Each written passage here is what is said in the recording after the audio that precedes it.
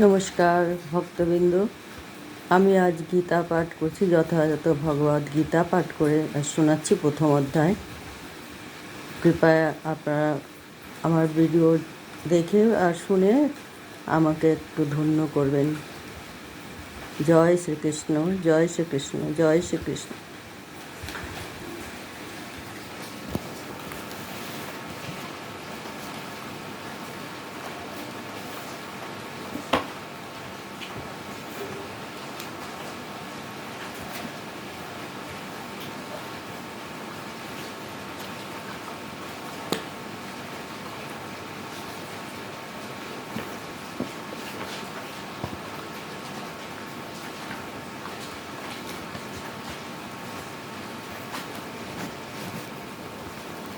প্রথম অধ্যায় আজকের থেকে শুরু করছি। প্রথম অধ্যায় পাঠ, বিষাদ যোগ।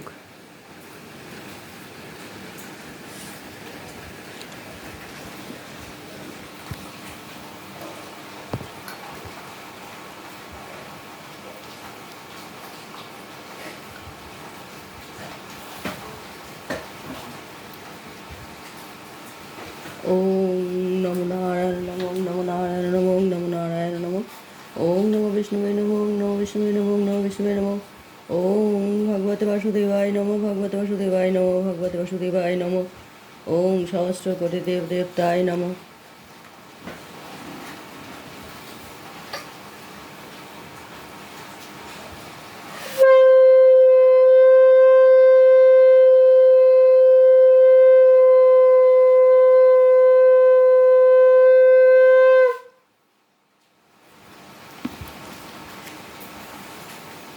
ধৃতরাষ্ট্র উবাচ। শ্লোক। কর্মক্ষেত্রে কুরুক্ষেত্রে সমবেতা যুযুৎসব মামকা পাণ্ডবশ্চৈব কিম কর্তব্য ধনঞ্জয়। অনুবাদ। ধৃতরাষ্ট্র বললেন, হে সঞ্জয়, ধর্মক্ষেত্রে কুরুক্ষেত্রে যুদ্ধ করার মানুষে সমবেত হয়ে আমার পুত্ররা এবং পাণ্ডুর পুত্ররা কি করলেন? তাৎপর্য। শ্রীমদ্ ভগবদ্গীতা বহু পঠিত ভগবত তত্ত্ব বিজ্ঞান, যার সারমর্ম গীতা মাহাত্ম্যে বর্ণিত হয়েছে। সেখানে বলা হয়েছে যে ভগবদ্গীতা পাঠ করতে হয় ভগবত তত্ত্বদর্শী কৃষ্ণ ভক্তের তত্ত্বাবধানে, পুঙ্খানুপুঙ্খভাবে বিশ্লেষণ করার মাধ্যমে এবং ব্যক্তিগত উদ্দেশ্য প্রণোদিত ব্যাখ্যাসমূহ বর্জনপূর্বক তা হৃদয়গম করার চেষ্টা করা উচিত। যথাযথ হৃদয়গমের দৃষ্টান্তটি ভগবদ্গীতাতেই প্রদান করা হয়েছে অর্জুনের মাধ্যমে, যিনি স্বয়ং ভগবানের কাছ থেকে সরাসরিভাবে গীতা শ্রবণ করার পর তা হৃদয়গম করেছিলেন। যদি কেউ গুরু পরম্পরায় ধারায় উদ্দেশ্য প্রণীত ব্যাখ্যা বর্জন করে ভগবদ্গীতা হৃদয়গম করার সৌভাগ্য অর্জন করেন, তাহলে তিনি সমস্ত বৈদিক জ্ঞান এবং পৃথিবীর সব রকমের শাস্ত্রসমূহ অধ্যয়নের স্তর অতিক্রম করেন। ভগবদ্গীতা পড়ার সময় আমরা দেখি যে অন্য সমস্ত শাস্ত্রে যা কিছু আছে তা সবই ভগবদ্গীতায় আছে। উপরন্তু ভগবদ্গীতায় এমন অনেক তত্ত্ব আছে যার কোথাও নেই। এটিই গীতার বিশেষ মাহাত্ম্য। গীতা হচ্ছে পরম তত্ত্ব দর্শন, কারণ পরমেশ্বর ভগবান শ্রীকৃষ্ণ নিজে এই জ্ঞান দান করে গেছেন। মহাভারতে বর্ণিত ধৃতরাষ্ট্র সঞ্জয়ের আলোচনার বিষয়বস্তুটি ভগবদ্গীতায় মহৎ তত্ত্ব দর্শনের মূল উপাদান। এখানে আমরা জানতে পারি যে এই মহৎ তত্ত্ব দর্শন প্রকাশিত হয়েছিল কুরুক্ষেত্রের রণাঙ্গনে, যা সুপ্রাচীন বৈদিক সভ্যতার সময় থেকে পবিত্র তীর্থস্থান রূপে খ্যাত। ভগবান যখন মানুষের উদ্ধারের জন্য স্বয়ং এই পৃথিবীতে অবতরণ করেছিলেন, তখন তিনি পরমতত্ত্ব সমন্বিত এই গীতা দান করেন। ধর্মক্ষেত্রে যে স্থানে ধর্মীয় আচারসমূহ অনুষ্ঠিত হয়, শব্দটি খুবই তাৎপর্যপূর্ণ, কারণ কুরুক্ষেত্রের যুদ্ধক্ষেত্রে ভগবান শ্রীকৃষ্ণ অর্জুনের পক্ষ অবলম্বন করেছিলেন। কৌরবদের পিতা ধৃতরাষ্ট্র তার পুত্রদের চূড়ান্ত জয়ের সম্ভাবনা সম্বন্ধে অত্যন্ত সন্দিগ্ধ ছিলেন এবং দ্বিধাগ্রস্ত চিত্তে তিনি তার সচিব সঞ্জয়ের কাছে জানতে চাইলেন তারা কি করল। তিনি নিশ্চিত ছিলেন যে তার পুত্ররা ও তার কনিষ্ঠ ভ্রাতা পাণ্ডুর পুত্রেরা কুরুক্ষেত্রের ভূমিতে যুদ্ধ করবার মানুষেই সমবেত হয়েছে। তবুও তার অনুসন্ধানটি ছিল তাৎপর্যপূর্ণ। তিনি চাননি যে পাণ্ডব ও কৌরবদের মধ্যে কোনো আপোষ মীমাংসা হোক। তিনি আশা করেছিলেন যে যুদ্ধে তার পুত্রদের ভাগ্য সুনিশ্চিত হোক। যেহেতু এই যুদ্ধে আয়োজন হয়েছিল কুরুক্ষেত্রে, যাকে বেদে আরাধনার ক্ষেত্র বলে উল্লেখ করা হয়েছে, এমনকি দেবতাদের জন্যও, তাই ধৃতরাষ্ট্র এই যুদ্ধের ফলাফলের উপর এই পবিত্র স্থানের প্রভাব সম্বন্ধে শঙ্কাকুল হয়েছিলেন। তিনি খুব ভালোভাবে জানতেন যে অর্জুন এবং পাণ্ডুর অন্যান্য পুত্রদের উপর এই পবিত্র স্থানের মঙ্গলময় প্রভাব পড়বে, কারণ তারা সকলেই ছিলেন অত্যন্ত ধর্মপরায়ণ। সঞ্জয় ছিলেন ব্যাসদেবের শিষ্য, তাই ব্যাসদেবের আশীর্বাদে তিনি দিব্য দৃষ্টির প্রভাবে ধৃতরাষ্ট্রের ঘরে বসেও কুরুক্ষেত্রের রণাঙ্গন দেখতে পাচ্ছিলেন। আর তাই ধৃতরাষ্ট্র তাকে যুদ্ধক্ষেত্রের পরিস্থিতি সম্বন্ধে জিজ্ঞাসা করেন। পাণ্ডবেরা এবং ধৃতরাষ্ট্রের পুত্ররা ছিলেন একই পরিবারভুক্ত, কিন্তু ধৃতরাষ্ট্রের মনোভাব এখানে প্রকাশ পেয়েছে। তিনি কেবল তার পুত্রদেরই উদ্দেশ্য প্রণোদিতভাবে কৌরব বলে গণ্য করে পাণ্ডুর পুত্রদের বংশগত উত্তরাধিকার থেকে বঞ্চিত করতে চেয়েছিলেন। এভাবে তার ভ্রাতুষ্পুত্র বা পাণ্ডুপুত্রদের প্রতি তার মনোভাবের মাধ্যমে ধৃতরাষ্ট্রের বিশেষ দৃষ্টিভঙ্গিটি সম্বন্ধে বোঝা যায়। ধান খেতে যেমন আগাছাগুলি তুলে ফেলে দেওয়া হয়, ঠিক তেমনই এই আলোচ্য বিষয়টির শুরু থেকেই এটি আশা করা যায় যে কুরুক্ষেত্রের ধর্মক্ষেত্রে, যেখানে ধর্মের জনক শ্রীকৃষ্ণ স্বয়ং উপস্থিত রয়েছেন, আগাছার মতোই ধৃতরাষ্ট্রের পুত্র তাদের অনুগামীদের উপরে ফেলা হবে এবং ভগবানের ইচ্ছাক্রমে ধার্মিক যুধিষ্ঠির নেতৃত্বে ধর্মপরায়ণ মহাত্মাগণের পুনঃপ্রতিষ্ঠা হবে। ঐতিহাসিক এবং বৈদিক গুরুত্ব ছাড়াও কর্মক্ষেত্রেও কুরুক্ষেত্রে ওই শব্দ দুটি, এই হলো তাৎপর্য। সঞ্জয় উবাচ শ্লোক ধৃষ্টতু পাণ্ডবানিকং ভূরং দুর্যোধন তদা আচার্য উপসঙ্গম্য রাজা বচনম অব্রবীত। সঞ্জয় বললেন, হে রাজন, পাণ্ডবদের সৈন্যসজ্জা দর্শন করে রাজা দুর্যোধন দ্রোণাচার্যের কাছে গিয়ে বলল, ধৃতরাষ্ট্র ছিলেন জন্মান্ধ। দুর্ভাগ্যবশত তিনি পারমার্থিক তত্ত্ব দর্শন থেকেও বঞ্চিত ছিলেন। তিনি ভালোভাবেই জানতেন যে ধর্মের ব্যাপারে তার পুত্রেরা ছিল তারই মতো অন্ধ, এবং তিনি নিশ্চিত ছিলেন যে তার পাপিষ্ঠ পুত্রেরা আজন্ম ধর্মপরায়ণ পাণ্ডবদের সঙ্গে কোনো রকম আপোষ মীমাংসা করতে পারবে না। তাই তিনি সেই ধর্মক্ষেত্রের প্রভাব সম্বন্ধে সংশয়গ্রস্ত ছিলেন। যুদ্ধক্ষেত্রের পরিস্থিতি সম্বন্ধে ধৃতরাষ্ট্রের এই প্রশ্ন করার অভিপ্রায়টি ছিল সঞ্জয় বুঝতে পেরেছিলেন। তাই তিনি নৈরাশ্যগ্রস্ত রাজাকে আশ্বস্ত করার জন্য বলেছিলেন যে পবিত্র ধর্মক্ষেত্রের প্রভাবের ফলে তার পুত্রেরা পাণ্ডবের সঙ্গে কোনো রকম আপোষ মীমাংসা করবে না। সঞ্জয় তাই রাজাকে অবহিত করলেন যে তার পুত্র দুর্যোধন পাণ্ডবদের সৈন্যসজ্জা দর্শন করে তৎক্ষণাৎ সেনাপতির দ্রোণাচার্যের কাছে উপস্থিত হলো। প্রকৃত অবস্থা সম্বন্ধে জানানোর জন্য দুর্যোধনকে যদিও রাজা বলা হয়েছিল, তবুও সেই সংকটময় অবস্থায় তাকে তার সেনাপতির কাছে যেতে হয়েছিল। তাই একজন রাজনীতিবিদ হিসাবে সে যথেষ্টই পারদর্শী ছিল, কিন্তু পাণ্ডবদের সৈন্যসজ্জা দেখে দুর্যোধনের মনে যে ভয়ের সঞ্চার হয়েছিল, তা সে তার কূটনীতি ছদ্ম আবরণে ঢেকে রাখতে পারেনি। পশ্যৈত্যং পাণ্ডুপুত্রাণাম আচার্য মোহিতং চ মুমো গূঢ়ং দ্রুপদ পুত্রেণ তব শিষ্যেন ধীমতা। হে আচার্য, পাণ্ডবদের মহান সৈন্যবল দর্শন করুন, যা আপনার অত্যন্ত বুদ্ধিমান শিষ্য দ্রুপদের পুত্র অত্যন্ত দক্ষতার সঙ্গে বীর্যের কারণে রচনা করেছে। চতুর কূটনীতিবিদ দুর্যোধন মহৎ ব্রাহ্মণ সেনাপতি দ্রোণাচার্যকে তার ভুল ত্রুটিগুলি দেখিয়ে দিতে চেয়েছিলেন। পঞ্চ পাণ্ডবেরা পত্নী দ্রৌপদীর পিতা দ্রুপদ রাজের সঙ্গে দ্রোণাচার্যের কিছু রাজনৈতিক মনোমালিন্য ছিল। এই মনোমালিন্যের কারণে দ্রুপদ এক যজ্ঞের অনুষ্ঠান করেন এবং সেই যজ্ঞের ফলে বর প্রাপ্ত হন যে তিনি দ্রোণাচার্যকে হত্যা করতে সক্ষম এক পুত্র লাভ করবেন। দ্রোণাচার্য এই বিষয়ে সম্পূর্ণভাবে অবগত ছিলেন, কিন্তু দ্রুপদ তার সেই পুত্র ধৃষ্টদ্যুম্নকে যখন অস্ত্রশিক্ষার জন্য তার কাছে প্রেরণ করেন, তখন উদার ব্রাহ্মণ রূপে দ্রোণাচার্য তাকে সব রকমের অস্ত্র শিক্ষা এবং সামরিক কলাকৌশলের গুহ্য শিক্ষাসমূহ প্রদান করতে দ্বিধা করেননি।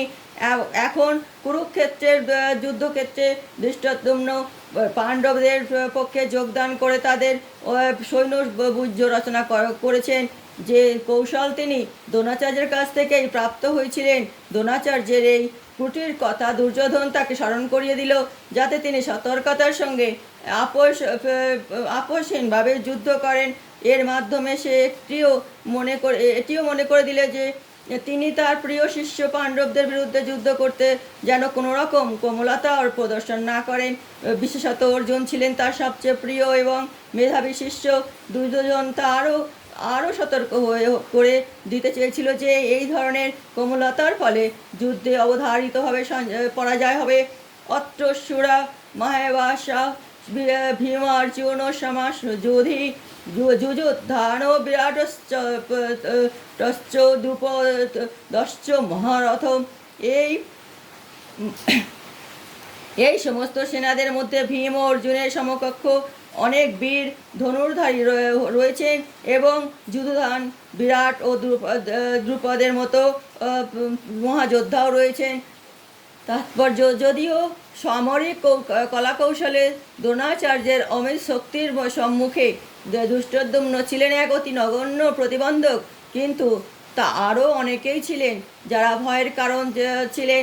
দুর্যোধন তাদের দূরতিক্রম প্রতিবন্ধক বলে উল্লেখ করেছে, কারণ তারা সকলেই ছিলেন ভীম ও অর্জুনের মতো ভয়ঙ্কর।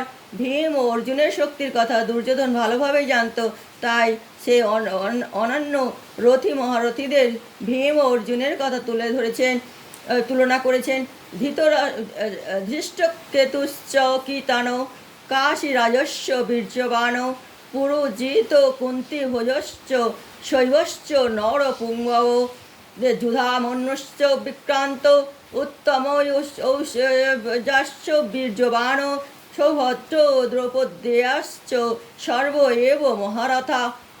অকস্মাৎ বিশিষ্ট যে তন্নিবোধ দ্বিজোত্তম নায়কা মম সৈন্যস্য সংগার্থং তাং ব্রবীমেতে। সেখানে ধৃষ্টকেতু, চেকিতান, কাশীরাজ, পুরুজিৎ, কুন্তিভোজ ও শৈবের মতো অত্যন্ত বীর বলবান যোদ্ধারাও রয়েছেন। সেখানে রয়েছেন অত্যন্ত মূল্যবান যুধামন্যু, প্রবল পরাক্রমশালী উত্তমজ্জা, সুভদ্রার পুত্র এবং দ্রৌপদীর পুত্রগণ। এই সব যোদ্ধারা সকলেই মহারথী। হে দ্বিজোত্তম, আমাদের পক্ষে এই সমস্ত বিশিষ্ট সেনাপতিগণ সামরিক শক্তি পরিচালনার জন্য রয়েছেন। আপনার অবগতির জন্য আমি তাদের সম্বন্ধে বলছি। শ্লোক: ভবান ভীষ্মশ্চ কর্ণশ্চ কৃপশ্চ সমিতি অঞ্জয় অশ্বত্থামা বিকর্ণশ্চ সৌমদত্তিস্তবৈবশ্চ। সেখানে রয়েছেন আপনার মতো ব্যক্তিত্ব ভীষ্ম, কর্ণ, কৃপাচার্য, অশ্বত্থামা, বিকর্ণ ও সোমদত্তের পুত্র ভূরিশ্রবা, যারা সর্বদা যুদ্ধে বিজয়ী হয়ে থাকেন। যুদ্ধে বিজয়ী তাৎপর্য যুদ্ধে চিরজয়ী অসাধারণ বীরদের কথা দুর্যোধন এখানে উল্লেখ করেছে। বিকর্ণ দুর্যোধনের ভাই, অশ্বত্থামা দ্রোণাচার্যের পুত্র এবং সৌমদত্তি বা ভূরিশ্রবা বাল্মীকের রাজার পুত্র। কর্ণ অর্জুনের বৈবিত্রেয় ভাতা, কেননা রাজা পাণ্ডুর সঙ্গে বিবাহের পূর্বেই কুন্তী দেবীর কোলে তার জন্ম হয়। কৃপাচার্যের যমজ ভগ্নীর সঙ্গে দ্রোণাচার্যের বিবাহ হয়। শ্লোক অন্যেচ্চ বহব সুরা মদার্থে ত্যাজোজ্জীবিতা নানা শস্ত্র প্রহারা নানা সর্বে যুদ্ধ বিশারদা সর্বে যুদ্ধ বিশারদা। আরও বহু বীর রয়েছেন যারা আমার জন্য তাদের জীবন ত্যাগ করতে প্রস্তুত। তারা সকলেই নানা প্রকার অস্ত্রশস্ত্রে সুসজ্জিত এবং তারা সকলেই সামরিক বিজ্ঞানে অভিজ্ঞ। তাৎপর্য অন্য আর যে সমস্ত বীরেরা দুর্যোধনের পক্ষে ছিল তাদের যেমন জয়দ্রথ, কৃতবর্মা, শল্য এরা সকলেই দুর্যোধনের জন্য প্রাণ পর্যন্ত দিতে প্রস্তুত ছিল। পক্ষান্তরে এখানে স্পষ্টভাবে বুঝিয়ে দেওয়া হয়েছে যে পাপিষ্ঠ দুর্যোধনের পক্ষ অবলম্বন করার ফলে কুরুক্ষেত্রের রণাঙ্গনে এদের সকলেরই মৃত্যু অবধারিত ছিল। দুর্যোধনের অবশ্য দৃঢ় বিশ্বাস ছিল যে উপরোক্ত মিত্রদের সম্মিলিত শক্তির ফলে তার জয় ছিল অনিবার্য। অপর্যাপ্তং তদস্তকম বলং ভীষ্মাভিরক্ষিতাম পর্যাপ্তম দিতমেতসং বলং ভীমাভিরক্ষিতম। আমাদের সৈন্যবল অপরিমেয় এবং আমরা পিতামহ ভীষ্মের দ্বারা পূর্ণরূপে সুরক্ষিত। অপরপক্ষে ভীমের দ্বারা সতর্কভাবে সুরক্ষিত পাণ্ডবদের শক্তি সীমিত। তাৎপর্য এখানে দুর্যোধন কর্তৃত্ব উভয় পক্ষেরই সামরিক শক্তির তুলনামূলক বিচার করা হয়েছে। সে ভেবেছিল যে সর্বাপেক্ষা অভিজ্ঞ সেনাপতি পিতামহ ভীষ্মের দ্বারা বিশেষভাবে সুরক্ষিত হওয়ার তার সমরশক্তি অপরিমেয় ছিল। পক্ষান্তরে ভীষ্মের সম্মুখে নিতান্তই নগণ্য অপেক্ষাকৃত কম অভিজ্ঞ সেনাপতি ভীমের দ্বারা রক্ষিত হওয়ার ফলে পাণ্ডবদের সৈন্যবাহিনী ছিল সীমিত। দুর্যোধন চিরকালই ভীমের প্রতিষ্ঠাপরায়ণ ছিল, কারণ সে জানত যে যদি তাকে কোনো দিন মরতে হয় তাহলে একমাত্র ভীমের হাতেই তার মৃত্যু হবে। একই সঙ্গে ভীষ্মের মতো শ্রেষ্ঠ সেনাপতি উপস্থিতির কারণে সেই যুদ্ধ তার জয়ের সম্বন্ধে সে সুনিশ্চিত ছিল। যুদ্ধে জয়লাভ করার বিষয়ে যে সে সংশয় ছিল সেটি সে প্রতিপন্ন করেছে। অয়নেষু চ সর্বেষু যথা ভাগম ভবস্থিতা বিশ্বমেবা অভিরক্ষন্তু ভবন্তু সর্ব এব হি। অনুবাদ এখন আপনারা সকলে সেনাযুদ্ধের প্রবেশ পথে নিজ নিজ কৌশলগত অবস্থানে স্থিত হয়ে পিতামহ ভীষ্মকে সর্বোত্তভাবে সহায়তা প্রদান করুন। তাৎপর্য ভীষ্মের শৌর্যবীর্যের প্রশংসা করার পরে দুর্যোধন বিবেচনা করে দেখল যে অন্যেরা নিজেদের গুরুত্বহীন বলে মনে করতে পারে, তাই স্বভাব সুলভ কূটনৈতিক চতুরতার সাহায্যে সেই পরিস্থিতির ভারসাম্য বজায় রাখার জন্য সে উপরোক্ত কথাগুলি বলেছিল। এভাবে সে মনে করিয়ে দিল যে ভীষ্মদেব নিঃসংশয় সর্বশ্রেষ্ঠ যোদ্ধা হওয়া সত্ত্বেও একজন বৃদ্ধ মানুষ এবং সব দিক থেকে তার সকলেরই তার সুরক্ষার জন্য বিশেষভাবে চিন্তা করা উচিত। যুদ্ধ করতে করতে যদি তিনি কোনো একদিকে এগিয়ে যান তাহলে শত্রুপক্ষ তার সুযোগ নিয়ে অন্য দিক থেকে তাকে আক্রমণ করতে পারে। তাই এটি অত্যন্ত গুরুত্বপূর্ণ ছিল যে অন্যান্য বীর যোদ্ধারা যেন তাদের কৌশলগত অবস্থান ত্যাগ করে না যান, যার ফলে প্রতিপক্ষ ভেদ করতে পারে। দুর্যোধন স্পষ্টতই অনুভব করেছিলেন যে কুরুক্ষেত্রের যুদ্ধ তার জয়লাভ সম্পূর্ণভাবে নির্ভর করছিল ভীষ্মদেবের উপর। সেই যুদ্ধে ভীষ্মদেব ও দ্রোণাচার্য যে তাকে সম্পূর্ণভাবে সহায়তা করবেন সে বিষয়ে সে নিশ্চিত ছিল, কারণ সে ইতিপূর্বেই দেখেছিল যখন হস্তিনাপুরের রাজসভায় সমস্ত রাজপুরুষদের সামনে দ্রৌপদীর বস্ত্রহরণ করা হয়েছিল, তখন তাদের প্রতি অসহায় দ্রৌপদীর আকুল আবেদনে সাড়া দিয়ে তারা একটি কথাও বলেনি। সে জানত যে তার সেই সেনাপতি পাণ্ডবদের প্রতি স্নেহ পরবশ ছিলেন, কিন্তু পাশা খেলার সময় তারা যেমন তাদের স্নেহ প্রবণতা বর্জন করেছিলেন, এই যুদ্ধেও তারা তাই করবেন। তস্য সঞ্জয়ান হর্ষং কুরু বৃদ্ধৈ পিতামহ সিংহনাদং বিনোদ্বৈচ শঙ্খৈ দধৈমৌ প্রতাপবান। তখন কুরুবংশের বৃদ্ধ পিতামহ ভীষ্ম দুর্যোধনের হর্ষ উৎপাদন করে সিংহের গর্জনের মতো অতি উচ্চ নাদে তার শঙ্খ বাজালেন। তাৎপর্য কুরু রাজবংশের পিতামহ দুর্যোধনের হৃদয়ের ভাব বুঝতে পেরে তার প্রতি স্বাভাবিক করুণাবশত সিংহের মতো উচ্চনাদিতা শঙ্খ বাজিয়ে তাকে উল্লাসিত করার চেষ্টা করলেন। পরোক্ষভাবে শঙ্খধ্বনির মাধ্যমে তিনি তার হতাশাচ্ছন্ন পৌত্র দুর্যোধনকে জানিয়ে দিলেন যে এই যুদ্ধে জয়লাভ করার কোনো আশাই তার নেই, কারণ ভগবান শ্রীকৃষ্ণ ছিলেন তার বিপক্ষে, কিন্তু তবুও যুদ্ধ করাই ছিল তার কর্তব্য এবং এই ব্যাপারে তিনি কোনো রকম অবহেলা করতে চাননি। শ্লোক তত সংখ্যাশ্চ ভেয়শ্চ পণবাণ বাণ গোমুখা সশৈব বাহ্য সশৈবা অভ্যন্তরন্ত সব শব্দস্ত মূলহ ভবত। তারপর শঙ্খ ভেড়ি পণব ও আনক ঢাক এবং সিংহাসমূহ হঠাৎ একত্রে ধ্বনিত হওয়ার ফলে এক তুমুল শব্দের সৃষ্টি হয়েছিল। তত শ্বেতশ্চ হই যুক্তেই মহতি স্বনন্দস্থিতই বাঁধব পাণ্ডবশ্চৈব দিব্যই শঙ্খই প্রদত্তুর। এর অপর পক্ষে সে তো অশ্বচালিত এক দিব্য রথে স্থিত শ্রীকৃষ্ণ অর্জুন উভয়ের তাদের দিব্য শঙ্খ বাজালেন। ভীষ্ময়ের শঙ্খের সঙ্গে বৈসাদৃশ্য দেখিয়ে শ্রীকৃষ্ণ অর্জুনের হস্তস্থিত শঙ্খকে দিব্য বলে বর্ণনা করা হয়েছে। দিব্য শঙ্খের ধ্বনি এই সংকেত প্রদান করে যে ভগবান শ্রীকৃষ্ণ পাণ্ডব পক্ষে যোগদান করার জন্য অপর পক্ষে বিজয়ী হওয়ার কোনো আশাই ছিল না। জয়স্তু পাণ্ডবপুত্রাণাং সে যে সাং পক্ষেং জনার্দন। ভগবান শ্রীকৃষ্ণ তাদের সঙ্গে থাকার জন্য বিজয় সর্বদা পাণ্ডবপুত্রদের মতো ব্যক্তিদের সঙ্গেই থাকে। ভগবান যখন যেখানে থাকেন সৌভাগ্য লক্ষ্মীও সেখানেই অবস্থান করেন, কারণ সৌভাগ্য লক্ষ্মী সর্বদাই তার প্রতির অনুগামিনী। তাই বিষ্ণু বা শ্রীকৃষ্ণের দিব্য শঙ্খধ্বনির মাধ্যমে ইঙ্গিত করা হয়েছিল যে অর্জুনের জন্য বিজয় ও সৌভাগ্য প্রতীক্ষা করছে। তাছাড়া যে রথে দুই সখা উপবিষ্ট ছিলেন তা অগ্নিদেব অর্জুনকে দান করেছিলেন এবং এই ইঙ্গিতই বহন করেছেন যে এই রথ ত্রিভুবনের সর্বোচ্চ বিজয় লাভার্থেও সমর্থ।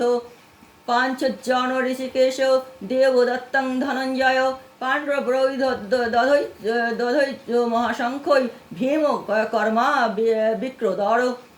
শ্রীকৃষ্ণ তার পাঞ্চজন্য নামক শঙ্খ বাজালেন, অর্জুন বাজালেন তার দেবদত্ত নামক শঙ্খ এবং ভীমকর্তা ও অতিভোজী ভীমসেন বাজালেন পৌণ্ড্র নামক তার বিশাল শঙ্খ।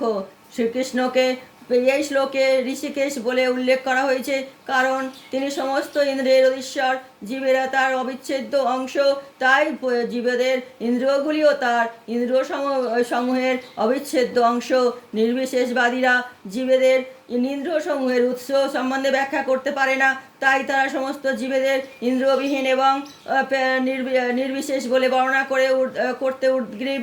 সমস্ত জীবের অন্তরে অবস্থান করে ভগবান তাদের ইন্দ্রিয়গুলোকে পরিচালিত করেন, তবে তিনি সেটি করেন জীবের শরণাগতির মাত্রা অনুসারে এবং শুদ্ধ ভক্তের ক্ষেত্রে তার ইন্দ্রিয়গুলোকে ভগবান প্রত্যক্ষভাবে পরিচালনা করেন। এখানে কুরুক্ষেত্রের যুদ্ধক্ষেত্রে অর্জুনের দিব্য ইন্দ্রিয়গুলোকে ভগবান সরাসরিভাবে পরিচালিত করেছেন, তাই এখানে তাকে ঋষিকেশ নামে বিশেষভাবে অভিহিত করা হয়েছে। ভগবানের বিভিন্ন কার্যকলাপ অনুসারে তার ভিন্ন ভিন্ন নাম আছে, যেমন মধু নামক দানবকে সংহার করার জন্য তার নাম মধুসূদন। গাভী ও ইন্দ্রিয়গুলোকে আনন্দ দান করে বলে তার নাম গোবিন্দ। বসুদেবের পুত্র রূপে অবতীর্ণ হয়েছিলেন বলে তার নাম বাসুদেব। দেবকীর সন্তান রূপে অবতীর্ণ হয়েছিলেন বলে তার নাম দেবকীনন্দন। বৃন্দাবনে যশোদার সন্তান রূপে তিনি তার বাল্যলীলা প্রদর্শন করেছিলেন বলে তার নাম যশোদানন্দন, এবং সখা অর্জুনের রথের সারথি হয়েছিলেন বলে তার নাম পার্থসারথি। সেই রকম কুরুক্ষেত্রের রণাঙ্গনে অর্জুনকে পরিচালনা করেছিলেন বলে তার নাম ঋষিকেশ। অর্জুনকে এই শ্লোকে ধনঞ্জয় বলে অভিহিত করা হয়েছে, কারণ বিভিন্ন যাগযজ্ঞের অনুষ্ঠান করার জন্য তিনি তার জ্যেষ্ঠ ভ্রাতাকে ধন সংগ্রহ করতে সাহায্য করতেন। তেমনি ভীম বিক্রোদর নামে বিদিত, কারণ যেমন তিনি প্রচুর পরিমাণে আহার করতে পারতেন, তেমনি তিনি হিড়িম্ব নামক দানবকে বধ করার মতো দুঃসাধ্য কর্মও সাধন করতে পারতেন। সুতরাং পাণ্ডব পক্ষে ভগবান শ্রীকৃষ্ণ সহ বিভিন্ন ব্যক্তিত্ব যখন তাদের বিশেষ ধরনের শঙ্খ বাজালেন, সেই দিব্য শঙ্খধ্বনি যুদ্ধে অংশগ্রহণকারী সৈন্যদের কাছে অত্যন্ত প্রেরণাদায়ক ছিল।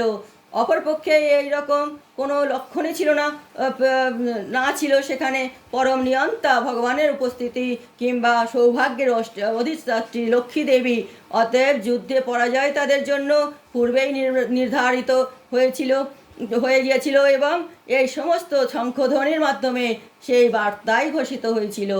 অনন্ত বিজয়ং রাজা কুন্তি পুত্র যুধিষ্ঠির নকুল সহদেবশ্চ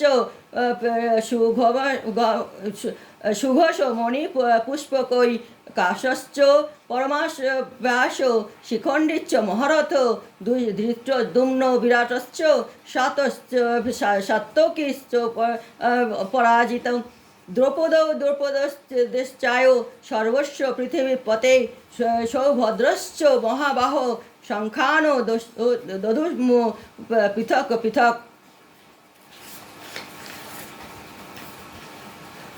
কুন্তিপুত্র মহারাজ যুধিষ্ঠির অনন্ত বিজয় নামক শঙ্খ বাজালেন এবং নকুল ও সহদেব বাজালেন সুঘোষ ও মণিপুষ্পক নামক শঙ্খ।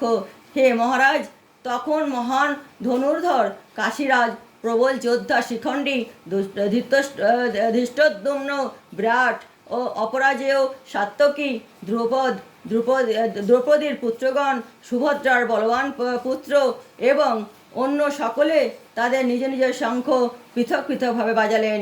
সঞ্জয় সুকৌশলে ধৃতরাষ্ট্রকে জানিয়ে দিলেন যে পাণ্ডুপুত্রদের প্রতারণা করে তার নিজের পুত্রদের সিংহাসনে বসাবার নির্বুদ্ধিতা তার পক্ষে মোটেই প্রশংসনীয় কাজ হয়নি। সমস্ত লক্ষণ থেকে সুস্পষ্টভাবে ইঙ্গিত পাওয়া যাচ্ছিল যে এই মহাযুদ্ধে সমগ্র কুরুবংশের সমূলে বিনাশ হবে। পিতামহ ভীষ্ম থেকে শুরু করে অভিমন্যুর মতো পৌত্রেরা এবং অন্য সকলেই, পৃথিবীর নানা দেশ থেকে আগত রাজন্যবর্গ সেখানে উপস্থিত সকলেই বিনাশপ্রাপ্ত হবেন। মহারাজ ধৃতরাষ্ট্রের জন্যই সমগ্র বিপর্যয়ের উদ্ভব হয়েছিল, কারণ তিনি তার পুত্রদের গৃহীত নীতিকেই সমর্থন করেছিলেন। ন ঘোষ ধৃতরাষ্ট্রাণং হৃদয়ানি বাদ্যারয়ৎ নভশ্চ পৃথিবীং চৈব মূল লোহন ভাণ উদয়ন। বিভিন্ন শঙ্খ নিদানের সেই শব্দ ছিল প্রচণ্ড, তা আকাশ ও পৃথিবীকে প্রকম্পিত করে ধৃতরাষ্ট্রের পুত্রদের হৃদয় বিদীর্ণ করেছিল। ভীষ্মদেব এবং দুর্যোধনের পক্ষের অনন্যরা যখন শঙ্খ বাজিয়েছিলেন তখন পাণ্ডবদের পুত্র ভয়ে কেঁপে ওঠেনি। এই ধরনের ঘটনার উল্লেখ নেই, কিন্তু এই শ্লোকে উল্লেখ করা হয়েছে যে পাণ্ডবদের শঙ্খনাদে ধৃতরাষ্ট্রের পুত্রদের হৃদয়ে ভয় বিদীর্ণ হলো। সেটি পাণ্ডবদের নিজেদেরই কারণেই এবং ভগবান শ্রীকৃষ্ণের প্রতি তাদের পূর্ণ বিশ্বাস ও শরণাগতির জন্য। ভগবানের কাছে যিনি আত্মসমর্পণ করেন তার মনে কোনো ভয় থাকে না, এমনকি চরম বিপদেও তিনি অবচলিত থাকেন। অথ ব্যবস্থিতান ধার্তরাষ্ট্রাণ কপিধ্বজ প্রবৃত্তিতে শস্ত্রাস্তম্পাদে ধুনরুদ্যম পাণ্ডব ঋষিকেশ তদা বাক্য মাহ মহিপতে। সেই মতো পাণ্ডুপুত্র অর্জুন হনুমান চিহ্নাঙ্কিত পতাকা শোভিত রথে অধিষ্ঠিত হয়ে তার ধনুক তুলে নিয়ে নিক্ষিপ্ত করতে প্রস্তুত হলেন। হে মহারাজ, ধৃতরাষ্ট্রের পুত্রদের সমর সজ্জায় বিন্যস্ত দেখে অর্জুন তখন শ্রীকৃষ্ণকে এই কথাগুলি বললেন। যুদ্ধ শুরু হওয়ার মুহূর্তে উপরোক্ত বাক্যলাভ থেকে বোঝা যায় যে যুদ্ধক্ষেত্রে ভগবান শ্রীকৃষ্ণের দ্বারা প্রত্যক্ষভাবে প্রচলিত পাণ্ডবদের অপ্রত্যাশিত সমরসজ্জা দেখে ধৃতরাষ্ট্রের পুত্রেরা অত্যন্ত হতোদ্যম হয়ে পড়েছিলেন। অর্জুনের রথে হনুমান চিহ্নাঙ্কিত ধ্বজাও একটি বিজয়সূচক ইঙ্গিত, কারণ রাম এবং রাবণের যুদ্ধে হনুমান শ্রীরামচন্দ্রকে সহযোগিতা করেছিলেন এবং শ্রীরামচন্দ্র বিজয়ী হয়েছিলেন। এখন এখানেও অর্জুনকে সাহায্য করার জন্য তার রথে শ্রীরামচন্দ্র ও হনুমান দুজনেই উপস্থিত রয়েছেন। শ্রীকৃষ্ণই হচ্ছেন শ্রীরামচন্দ্রের, এবং যেখানেই ভগবান শ্রীরামচন্দ্র থাকেন সেখানেই তার নিত্য সেবক হনুমান এবং নিত্য সঙ্গিনী সৌভাগ্যলক্ষ্মী সীতা দেবী উপস্থিত থাকেন। তাই অর্জুনের কোনো শত্রুর ভয়ে ভীত হবার কারণ ছিল না। আর সব থেকে বড় কথা হচ্ছে যে সমস্ত ইন্দ্রিয়ের অধীশ্বর ভগবান শ্রীকৃষ্ণ তাকে পরিচালিত করার জন্য স্বয়ং উপস্থিত ছিলেন। এভাবে যুদ্ধ সম্পাদনের জন্য সমস্ত ভালো পরামর্শই অর্জুন পাচ্ছিলেন। তার নিত্যকালের ভক্তের জন্য ভগবানের দ্বারা আয়োজিত এই রকম শুভ পরিস্থিতি সুনিশ্চিত জয়ের ইঙ্গিত বহন করছিল। সেনা অর্জুন উবাচ সেনারূঢ় মধ্যে রথং স্থাপয় মেহচ্যুত যাবত্তে রিক্ষেয় অহং যুদ্ধ কামনা অবস্থিতান কর্মায় সহ যুদ্ধ অস্মিন সমুদ্র উদ্যমে। অর্জুন বললেন, হে অচ্যুত, তুমি উভয় পক্ষের সৈন্যদের মাঝখানে আমার রথ স্থাপন করো, যাতে আমি দেখতে পারি যুদ্ধ করার অভিলাষী হয়ে কারা এখানে এসেছে এবং এই মহাসংগ্রামে আমাকে কাদের সঙ্গে যুদ্ধ করতে হবে। যদিও শ্রীকৃষ্ণ স্বয়ং পরমেশ্বর ভগবান, তবুও তিনি তার অকৌতূহলী অহতিকি কৃপার বশে তার প্রিয় সখার সেবায় নিয়োজিত হয়েছিলেন। ভক্তের প্রতি করুণা প্রদর্শনে ভগবান কখনো চ্যুত হন না, তাই তাকে এখানে অচ্যুত বলে সম্ভাষণ করা হয়েছে। অর্জুনের রথের সারথি হবার ফলে তাকে অর্জুনের আদেশ অনুযায়ী কাজ করতে হয়েছিল, এবং যেহেতু তা করতে তিনি কুণ্ঠিত হননি, তাই তাকে অচ্যুত বলে সম্বোধন করা হয়েছে। যদিও তিনি তার ভক্তের রথের সারথি হয়েছিলেন, তবুও তিনি তার পরম পদ থেকে চ্যুত হননি। সকল অবস্থাতেই তিনি পরমেশ্বর ভগবান বা সমস্ত ইন্দ্রিয়ের অধীশ্বর ঋষিকেশ ভগবানের সঙ্গে তার ভক্তের সম্পর্ক অত্যন্ত মধুর ও অপ্রাকৃত। ভক্ত সর্বদাই ভগবানের সেবায় উন্মুখ, যেহেতু তেমনি ভগবানও তার ভক্তের জন্য সেবা করার জন্য সর্বদা সুযোগের অন্বেষণ করেন। ভগবান যখন তার কোনো শুদ্ধ ভক্তের আদেশ অনুসারে তাকে পরিচর্যা করার সুযোগ পান, তখন তিনি নিজে আদেশ করার থেকেও অধিক আনন্দ উপভোগ করেন। যেহেতু তিনি হচ্ছেন প্রভু, প্রত্যেকেই তার আদেশের অধীন, এবং তাই তাকে আদেশ দেবার মতো ঊর্ধ্বস্তরে কেউ নেই। কিন্তু কোনো শুদ্ধ ভক্ত তাকে আদেশ করলে তিনি দিব্য আনন্দ লাভ করেন, যদিও সকল অবস্থাতেই তিনি অচ্যুত প্রভু। ভগবানের শুদ্ধ ভক্ত হওয়ার ফলে অর্জুনের জ্ঞাতি ভ্রাতাদের সঙ্গে যুদ্ধ করার কোনো বাসনাই ছিল না, কিন্তু কোনো রকম শান্তিপূর্ণ মীমাংসা করতে অনাগ্রহী। দুর্যোধনের দুর্দমনীয় মনোভাব ও তাকে যুদ্ধে অবতীর্ণ হতে বাধ্য করেছিল, তাই তিনি যুদ্ধের আগে রণাঙ্গনে উপস্থিত মুখ্য ব্যক্তিদের দেখার জন্য উদ্গ্রীব হয়েছিলেন। যদিও যুদ্ধক্ষেত্রে শান্তি স্থাপন করার কোনো প্রশ্নই ওঠে না, তবুও যুদ্ধের আগে অর্জুন আর একবার সকলকে দেখতে চেয়েছিলেন, এবং এক অবাঞ্ছিত যুদ্ধের দ্বারা কতখানি উদগ্র ছিল তা তিনি দেখে নিতে চেয়েছিলেন। যৎ সামান্য অনবেক্ষয় অহং যৎ তেহত্র সমাগত ধার্ত রাষ্ট্রস্য দুর্বুদ্ধে যুদ্ধে প্রিয় চিকিৎসব। ধৃতরাষ্ট্রের দুর্বুদ্ধি সম্পন্ন পুত্রকে সন্তুষ্ট করার মানুষে যারা এখানে যুদ্ধ করতে এসেছে তাদের আমি দেখতে চাই। প্রচ্ছন্নভাবে সকলেরই জানা ছিল যে দুর্যোধন তার পিতা ধৃতরাষ্ট্রের সহযোগিতায় অন্যায়ভাবে পাণ্ডবদের রাজত্ব আত্মসাৎ করতে চেয়েছিল। তাই যারা দুর্যোধনের পক্ষে যোগ দিয়েছিলেন তারা সকলেই অবশ্য এক গোয়ালেরই গরু ছিল। যুদ্ধের প্রারম্ভে অর্জুন দেখে নিতে চেয়েছিলেন তারা কারা ছিল, কিন্তু তাদের সঙ্গে শান্তি প্রতিষ্ঠা করার কোনো রকম উদ্দেশ্য অর্জুনের ছিল না। এটাই ঠিক যে অর্জুন যদিও তার সঙ্গে শ্রীকৃষ্ণের উপস্থিতির কারণে জয় সম্বন্ধে সুনিশ্চিত ছিলেন, তবু মোকাবিলা করার জন্য তিনি শত্রুপক্ষের শক্তিই যাচাই নিতে চেয়েছিলেন। এব মুক্ত ঋষিকেশ গুড়াকেশন ভারত স্নেহরোর ভয় মধ্যে স্থাপত্যয় রথোত্তম। সঞ্জয় বললেন, হে ভারত, অর্জুন কর্তৃত্ব এভাবে আদিষ্ট হয়ে শ্রীকৃষ্ণ সেই অতি উত্তম রথটি চালিয়ে উভয় পক্ষের সৈন্যদেরই মাঝখানে স্থাপন করলেন। এই শ্লোকে অর্জুনকে গুড়াকেশ বলে অভিহিত করা হয়েছে। গুড়াকা অর্থে নিদ্রা, এবং যিনি নিদ্রা জয় করেছেন তাকে বলা হয় গুড়াকেশ। নিদ্রা অর্থে অজ্ঞানতাকেও বোঝায়। তাই শ্রীকৃষ্ণের বন্ধুত্ব লাভ করার ফলে অর্জুন নিদ্রা ও অজ্ঞানতার উভয়রা জয় করেছিলেন। শ্রীকৃষ্ণের পরম ভক্ত রূপে তিনি এক মুহূর্তের জন্য শ্রীকৃষ্ণকে বিস্মৃত হতেন না, কারণ সেটাই ভক্তের স্বভাব। শয়নে অথবা জাগরণে ভক্ত ভগবানের নাম, রূপ, গুণ, লীলা স্মরণে কখনো বিরত হন না। এভাবে কৃষ্ণ ভক্ত সর্বদাই কৃষ্ণ চিন্তায় মগ্ন থেকে নিদ্রা ও অজ্ঞানতার জয় করতে পারেন। একেই বলা হয় কৃষ্ণ ভাবনা বা সমাধি।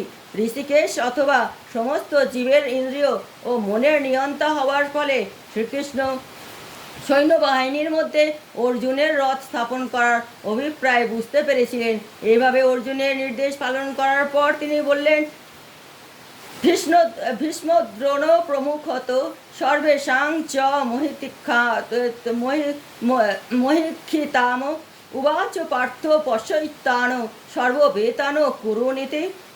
ভীষ্ম দ্রোণ প্রমুখ পৃথিবীর অন্য সমস্ত নৃপতিদের সামনে ভগবান ঋষিকেশ বললেন, হে পার্থ, এখানে সমবেত সমস্ত কৌরবদের দেখো। জীবসমূহের পরা আত্মরূপে শ্রীকৃষ্ণ বুঝতে পেরেছিলেন অর্জুনের মনে কি চলছে। এই প্রসঙ্গে ঋষিকেশ শব্দটি উল্লেখ করার মাধ্যমে বোঝানো হচ্ছে যে তিনি সবই জানতেন। আর পার্থ অর্থাৎ পৃথা বা কুন্তির পুত্র বলে অর্জুনকে অভিহিত করাটা খুব তাৎপর্যপূর্ণ। সখারূপে তিনি অর্জুনকে জানাতে চেয়েছিলেন যে যেহেতু অর্জুন তার পিতা বসুদেবের ভগ্নী পৃথার পুত্র, তাই তিনি তার রথের সারথি হতে সম্মত হয়েছিলেন। এখন শ্রীকৃষ্ণ যখন অর্জুনকে বললেন সমস্ত কৌরবদের দেখো, তার মাধ্যমে তিনি কি বোঝাতে চেয়েছিলেন? অর্জুন কি যুদ্ধ না করে সেখানে ক্ষান্ত হতে চেয়েছিলেন? শ্রীকৃষ্ণ তার বসা পৃথার পুত্র অর্জুনের কাছ থেকে এমন আচরণ কখনোই আশা করেননি। বন্ধুত্বর পূর্ণ পরিহাসের ছলে ভগবান এখানে অর্জুনের মনোভাবের ভবিষ্যৎবাণী করেছিলেন।